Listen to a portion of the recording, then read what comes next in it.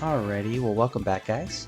So this is week 3 of the Garrchampion Draft League as we are getting ready to face against the Lake Serperiors, one of the undefeated teams left in the season so far, 2-0 with a very high differential. So as we see, the Lake Serperiors are bringing Mimikyu, Volcanion, Arbok, Sandaconda, Torterra, and Rotom Wash. So a fairly standard set of OU Pokemon that have really good, well-known kind of niches and strategies going into this. So with our team selection, we are going to lead with Samurott with the idea that we have a fairly good matchup against majority of his Pokemon in terms of leads. And we really want to try to get maybe that entry hazard set up with the Ceaseless Edge, depending on what he brings. So now we got our team in, we are waiting for everything to load up, and we are going to begin our week 3 matchup against the Lake Serperiors. So with this, we see that he is going to lead with Mimikyu. So Mimikyu doesn't have that disguise ability, so we know that no matter really what we select, we're going to have to break that disguise. So he's going to get a free turn to do whatever he wants to do. So we decided to do the Ceaseless Edge, to break that disguise. At the same time of doing that, setting up that layer of spikes. Really the most effective thing we could have done. The only thing that probably could have been more effective was maybe a Razor Edge, Razor Shell, for a potential defense drop. But really it was what do we want to do. So with that Mimikyu, it did set up that Swords Dance. So now we know it is a +2 Mimikyu. And the issue of Mimikyu is a fairly well diversified move pool. So we did the Razor Shell, we got the defense drop, but we did not get the kill. We found out post-match that it was legitimately not 1 HP. So Mimikyu returned back with a Leech Life, recovering 3/4 of his health, and one-shotting our Samurott. So that super effective +2 attack definitely did not surprise us in any way, shape, or form. So now, unfortunately, we have to decide who is going to be the Pokemon that we have to send out against this Mimikyu, not knowing really where we kind of sit on the speed tiers. Knowing that in general, our team is on the slower end of the speed as much, really compared to a lot of the upper tier OU Pokemon and more competitively viable Pokemon. So we end up going with the Cloyster. We went with the Cloyster because the Cloyster is speed, IV, EV, and nature invested, so it's the fastest we could do. And then we could also do a lot of skill link attacks here, so we decided to go with the Icicle Sphere to see if we can survive any hits. And it comes with the Drain Punch, so that's super effective hit. Now the Mimikyu is fully healed, and we just lost Cloyster.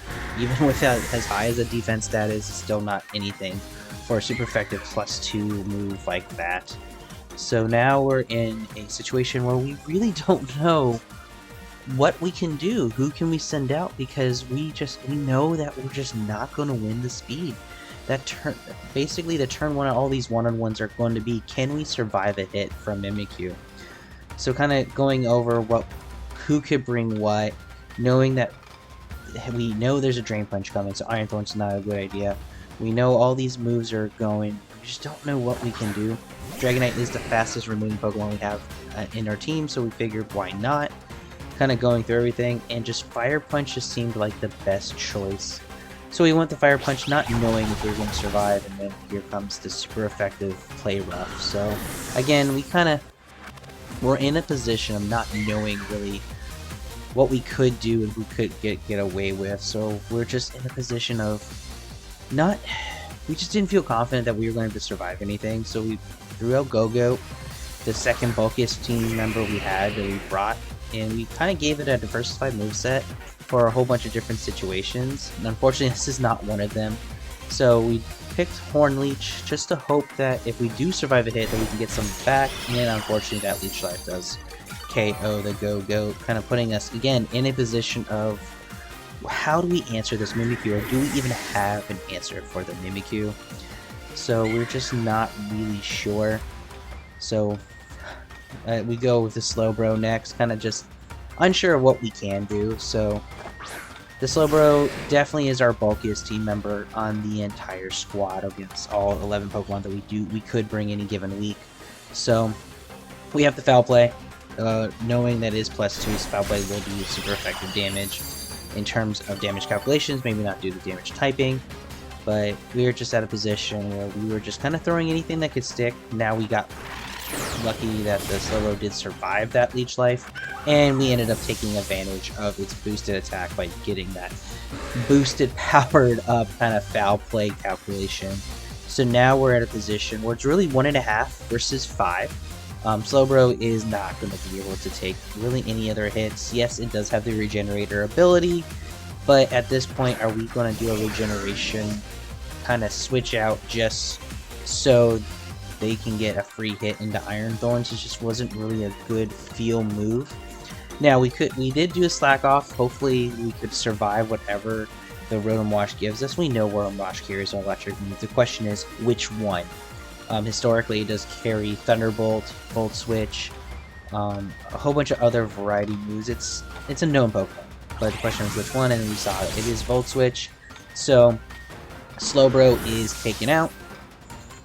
Rotom Wash is going back to Kinachu there for the switch. So we really only have one choice, and it's really up to our opponent. Does our opponent remember team preview enough to know what the best choice is going to be, knowing that we do have to bring out the Iron Thorns for the remainder of the fight. Again, now we're down to 1v5, and it's just at this point just trying to potentially salvage any differentials for the fight.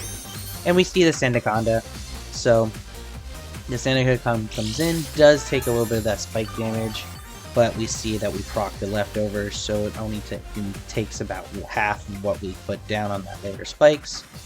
So we brought out the Iron Thorns to kind of see if we can even try to get any form of damage, any form of KOs, in terms of trying to get some form of a salvage into the result of the match, because differential does matter.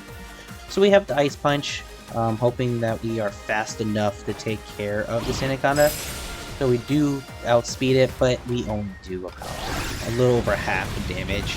And then we take this super effective quad 4 effective Earthquake, which ends the fight right there.